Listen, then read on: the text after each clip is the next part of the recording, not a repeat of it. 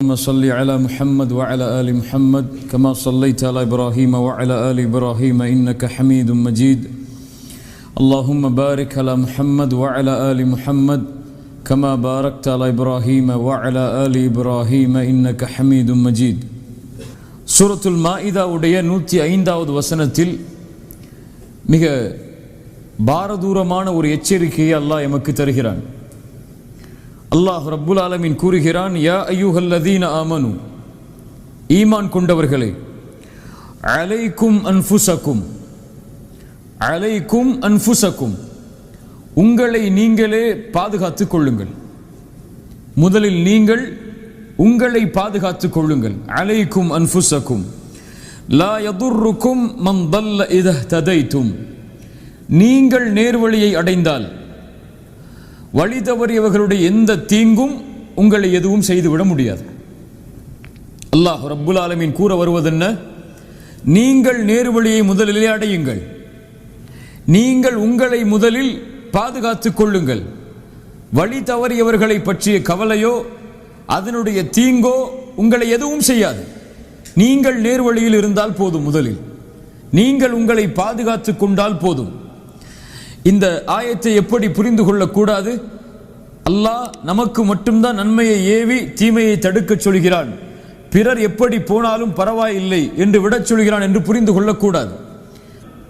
தீமையை தடுக்க வேண்டும், நன்மையை ஏவ வேண்டும், நன்மையான பாதையின் பக்கம் மக்களை அழைக்க வேண்டும். ஆனால் அதற்கு முன்னால் ஒரு முஃமின் செய்ய வேண்டியது என்ன? அவன் தன்னை முதலிலே பாதுகாத்துக் கொள்ள வேண்டும். யா அய்யுஹல்லதீன ஆமனு கு அன்ஃபுஸக்கும் வ அஹ்லீக்கும் நாரா, ஈமான் கொண்டவர்களே, உங்களை நீங்கள் பாதுகாருங்கள் முதலில், அதற்கு பிறகு உங்களுடைய குடும்பத்தார்களை பாதுகாருங்கள் நரக நெருப்பிலிருந்து.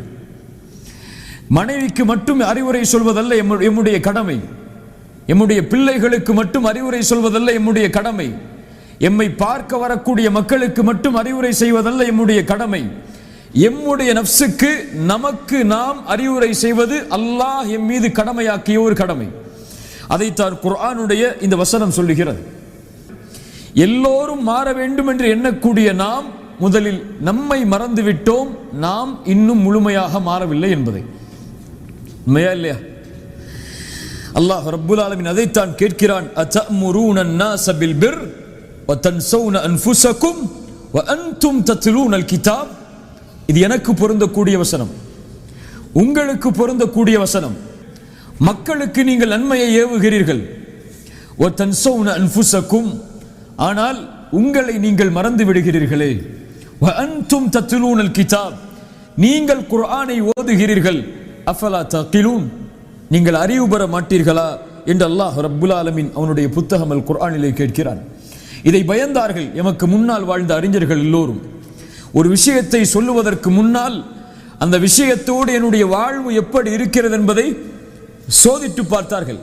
ஆனால் இன்று அறிவுரை வழங்குவதற்கு நாம் எல்லோரும் தயார்.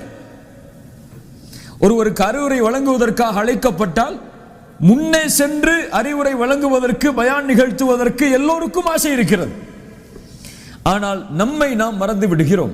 இப்ராஹிம் தைமி ரஹிமஹுல்லாஹ் அவர்கள் சொன்னார்கள், அல்லாஹ் ரப்புல் ஆலமீன் அதைத்தான் அவனுடைய புத்தகம் அல் குர்ஆனிலே மேலும் கேட்கிறான், யா அய்யுஹல்லதீன ஆமனு லிம தகூலூன மா லா தஃஅலூன், நீங்கள் செய்யாத விஷயங்களை ஏன் மக்களுக்கு நீங்கள் சொல்கிறீர்கள்? கபுர மக்தன் இந்தல்லாஹ், அல்லாஹ்விடத்திலே மிக பாரமானது எது? ஒரு மனிதன் தான் செய்யாத விஷயத்தை மக்களுக்கு அறிவுரையாக போதிப்பது. அல்லாஹ் அந்த குற்றத்திலிருந்து நம்மை பாதுகாப்பானாக. இன்று நம்முடைய வாழ்க்கை இதை பற்றிய சிந்தனை இல்லாமல் பிறரை பற்றிய சிந்தனையிலேயே நாம் வாழ்ந்து கொண்டிருக்கிறோம்.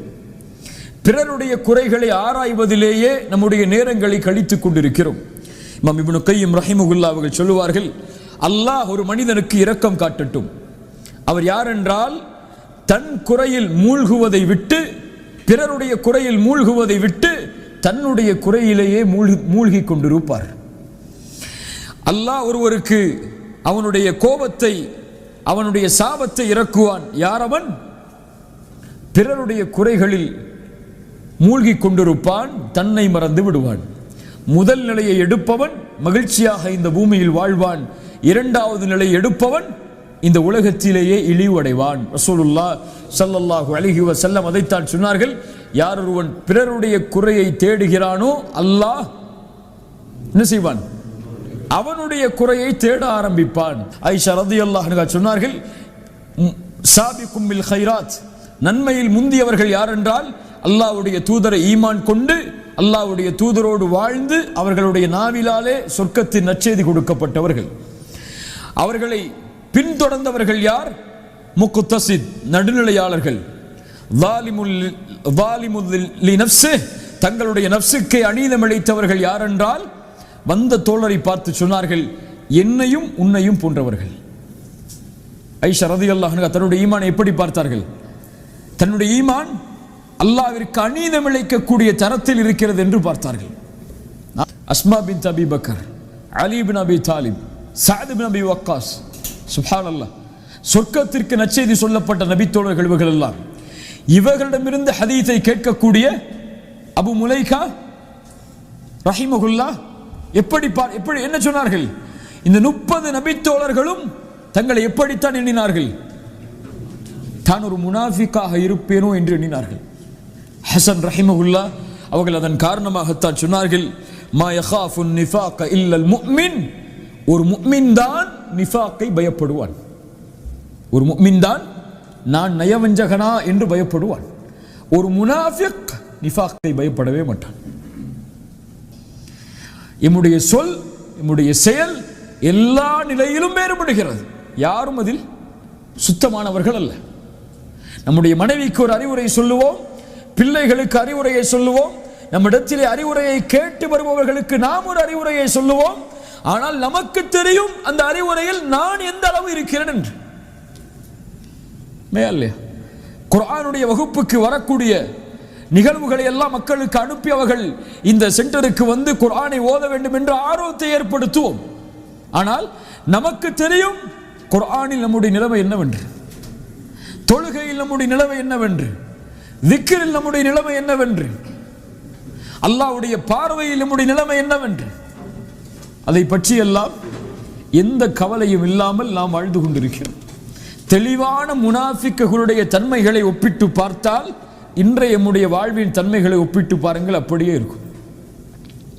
நாம் நிஃபாக்குடைய தன்மையில் வாழ்ந்து கொண்டே அல்லாஹ் பாதுகாப்பானாக நம்மை முஃமினாக நினைக்கிறோம். ஆனால் நபித்தோழர்கள் முஃமின்களாக வாழ்ந்து கொண்டே தங்களை முனாஃபிக்காக நினைத்தார்கள். அதான் நமக்கும் நபித்தோழர்களுக்கும் உள்ள வித்தியாசம். எம்முடைய கல் அல்லாஹ்விற்கு முன்னால் அழகாக இல்லை. தொழுகிறோம், நோன்பு வைக்கிறோம், ஜக்காத் கொடுக்கிறோம், தஅவா செய்கிறோம். இந்த வெளிப்படையான அமல்கள் எல்லாம் சரியாக இருக்கிறது. ஆனால் உள்ளம் இன்னும் பாவத்தை சுமந்து கொண்டே இதை செய்து கொண்டிருக்கிறது. அப்படியா இல்லையா?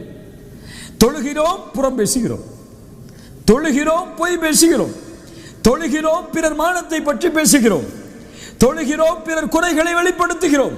ஆனால் தொழுகிறோம். எது மேலானது? ஏன் பாவ மன்னிப்பு சிறந்தது தெரியுமா? ஒரு மனிதனுக்கு ஆடை இருக்கிறது, அந்த ஆடை அழுக்காக இருக்கிறது, அதன் மேலே நறுமணங்களை பூசுகிறான். இது எதற்கு சமம்? பாவங்களில் உள்ளவன் தஸ்பீஹ் செய்வதற்கு சமம். ஒரு மனிதனுக்கு ஆடை இருக்கிறது, அழுக்காக இருக்கிறது, அவன் நறுமணம் பூசுவதற்கு முன்னால் முதலில் அதை துவைத்து சுத்தம் செய்கிறான், அதற்கு பிறகு நறுமணம் பூசுகிறான். இது பாவங்களிலிருந்து விடுபட்டு பாவ மன்னிப்பை கேட்டு அல்லாஹ்வை நெருங்கி நன்மைகளை செய்கிறார். இவர்கள்தான் அல்லாஹ்விற்கு விருப்பமானவர்கள். இன்ன ஸலாத்த தன்ஹா அனில் ஃபஹ்ஷாஇ வல் முன்கர், தொழுகை மானக்கேடான விஷயத்தை விட்டு தடுக்கும் என்றால் அவன் சுத்தமான நிலையில் தொழுகையில் போகின்றான். கல்வை சுத்தப்படுத்திய நிலையில் அல்லாஹ்விற்கு முன்னால் நின்றால் அல்லாஹ் ரப்புல் ஆலமீன் அவனை மற்ற செயல்களிலும் சுத்தப்படுத்துவான். இந்த உள்ளத்தை கொள்ளாதவரை எம்முடைய எந்த தேவைகளை அல்லாஹ்விடத்திலே கேட்டாலும், எவ்வளவு அல்லாஹ்வை நெருங்க வேண்டும் என்று ஆசைப்பட்டாலும், எந்த பணிகளை நாம் செய்தாலும் அல்லாஹ்விடத்திலே நெருங்க முடியாது. ஹராமான நிலையில் அல்லாஹ்விடத்திலே நெருங்க வேண்டும் என்று ஆசைப்பட்டு நீங்கள் எதை செய்தாலும் அல்லாஹ் அங்கீகரிக்க மாட்டார். தஅவா செய்யுங்கள், அழைப்பு பணி செய்யுங்கள். இது அல்லாஹ்விடத்திலே பொருத்தத்தை ஏற்படுத்த வேண்டும் என்று முயற்சி செய்யுங்கள். அல்லாஹ் அதை முழுமையாக அங்கீகரிக்க மாட்டான், நீங்கள் பாவங்களை விட்டெல்லாம் விலகி அவனிடத்திலே வராதவரை. யார் ஒருவன் சுத்தமான நிலையில் அல்லாஹ்வை அணுகுகிறானோ அவன் அல்லாஹ்வை நேசிப்பவன். அவன் எதை கேட்டாலும் அல்லாஹ் கொடுத்து கொண்டே வருவான். இன்னைக்கு நமக்கு என்ன, நம்ம தொழுகிறோம், நோன்பு வைக்கிறோம், தஅவா செய்கிறோம், ஜக்காத் கொடுக்கிறோம், ஏதோ மறுமைக்கான அமல்களை சேகரித்து வச்சிருக்கோம் நினைக்கிறோமா இல்லையா? ஆனால் நாம் செய்த பல பாவ செயல்களால் இந்த நன்மைகள் எல்லாம் பங்கு வைக்கப்பட்டிருந்தது என்றால் என் நிலைமை என்ன? பங்கு வைக்கப்படுமா படாதா? தொழுகை பங்கு வைக்கப்படும். ரசூலுல்லாஹ் சொன்னார்கள், நீங்கள் தொழுகின்ற 5 வேளை தொழுகை பங்கு வைக்கப்படும், ஜகாத் பங்கு வைக்கப்படும், ஹஜ் பங்கு வைக்கப்படும், நன்மைகள் எல்லாம் பங்கு வைக்கப்படும். எப்போது? இவன் ஒரு மனிதனை பற்றி புறம் பேசியிருந்தால், ஒரு மனிதனை பற்றி பொய் பேசியிருந்தால், ஒரு மனிதனுடைய உள்ளம் நோகும்படி நடந்திருந்தால், ஒரு மனிதனை தாழ்வான பார்வையில் பார்த்திருந்தால், இந்த செயல்கள் எல்லாம் இவனுடைய நன்மைகள் அவனுக்கு பறிபோவதற்கு காரணமாக அமையும். நாளை மறுமையில் அல்லாஹ்விற்கு முன்னால் வந்து நிற்கும் போது, யா அல்லாஹ் தொழுதேனே, ஏன் நரகத்தை கொடுக்கிறாய் என்று கேட்க முடியாது. ஒரு வாலிபனிடத்தில் 9 நல்ல குணங்கள் இருக்கிறது, ஆனால் ஒரே ஒரு தீய குணம் இருந்தால் போதும், இந்த 9 நல்ல குணத்தையும் அது அழித்துவிடும். அடையாளமே தெரியப்படாத மனிதர்கள் எம்மிடத்திலே வரும் பொழுது அவர்களிடத்திலே நாம் எப்படி நடந்து கொள்கிறோம், அதுதான் அல்லாஹ்வுக்கு மிக முக்கியமானது. முஃமின் தான் நிஃபாக்கை பயப்படுவான், ஒரு முனாஃபிக் நிஃபாக்கை ஒருபோதும் பயப்பட மாட்டான். இப்போ நயவஞ்சகனா என்ற கேள்வி ஒவ்வொரு செயலிலும் ஒவ்வொரு அமலிலும் இருக்கிறோம். எம்முடைய நஃப்ஸுக்கு எச்சரிக்கை செய்வது நாம் பிறருக்கு எச்சரிக்கை செய்வதை விட முதன்மையானது. அறிவுரைகளை பிறருக்கு நாம் கூறுவதை விட நம்முடைய நஃப்ஸுக்கு கூறுவது மிக முதன்மையானது. பிறர் நேர்வழியை அடைந்தாலும் அடையவில்லை என்றாலும் நாளை அல்லாஹ் அதை குறித்து எம்மிடத்தில் கேட்கப் போவது கிடையாது. ஆனால் என் நஃப்ஸ் நேர்வழி அடையவில்லை என்றால் அல்லாஹ் என்னிடத்தில் தான் கேட்பான், நான் தான் அவனுக்கு பதில் சொல்ல வேண்டும். ஹஸன் அல் பஸ்ரி ரஹிமஹுல்லாஹ் அதனால் தான் சொன்னார்கள், ஒரு மனிதன் எப்போதும் நலவிலேயே இருப்பான் தன்னுடைய நஃப்ஸை எச்சரித்துக் கொண்டிருந்தால், தன்னுடைய நஃப்ஸுக்கு எச்சரிக்கைகளை கொடுத்து கொண்டே இருந்தால் அவன் எப்போதும்